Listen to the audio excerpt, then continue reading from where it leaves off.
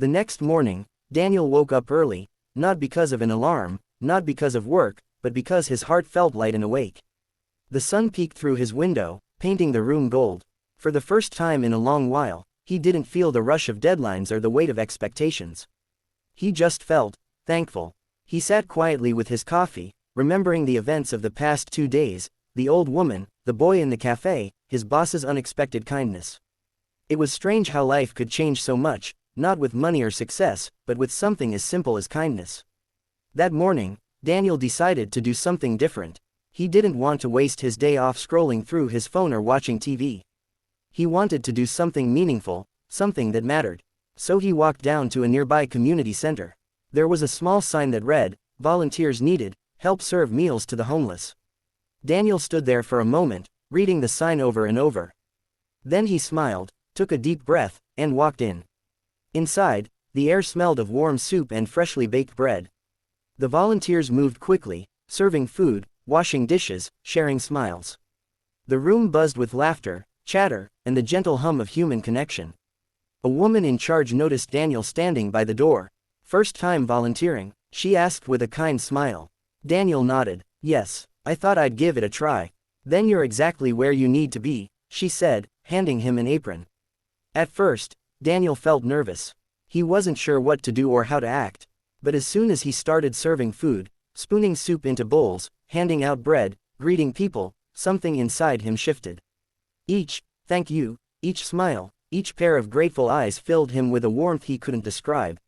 He realized that these people, sitting on worn-out chairs, wrapped in old coats, weren't so different from him. They laughed, they told stories, they dreamed.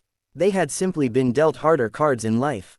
One man, with a rough beard and tired eyes, looked at Daniel and said, "You know, you remind me of my son.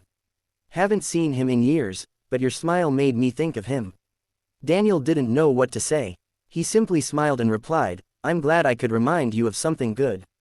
For hours, Daniel worked without feeling the time pass. He laughed with strangers, shared stories, and learned that kindness doesn't require wealth or status. It only requires heart. When the day was over, he helped clean up. The woman in charge came over and patted his shoulder. "You did well today," she said. Daniel smiled, wiping his hands. "I think I got more from today than anyone else did." She nodded knowingly. That's the secret of kindness. The more you give, the more it gives back. As Daniel walked home that evening, the city looked different. The same streets, the same lights, but they felt warmer now, softer. He saw faces instead of crowds, stories instead of strangers. He realized that the world hadn't changed, he had. That night, Daniel sat by his window, looking at the stars scattered across the dark sky. He thought about how one small decision, stopping to help an old woman, had rippled through his life like a wave. It had touched hearts, connected lives, and even brought kindness back to him in return. He whispered to himself, kindness always finds its way back. It was true. Every time he gave something, a smile, a helping hand, a moment of care, the world gave him something far more valuable in return, peace. He thought about how different life could be if everyone chose to be kind, even once a day. If everyone stopped for a moment to help, to listen, to care. Maybe the world wouldn't feel so heavy. Maybe loneliness would fade. Maybe hope would grow again. Daniel smiled, remembering the words of the old woman, "It's never nothing, dear. Kindness is always something." He now understood them completely. Kindness didn't need recognition or reward. It wasn't about being noticed, it was about noticing others. About seeing the humanity in people, even when the world looks away. He picked up his phone and sent a message to his colleagues. "There's a volunteer event this weekend. If anyone wants to come, I'll be there."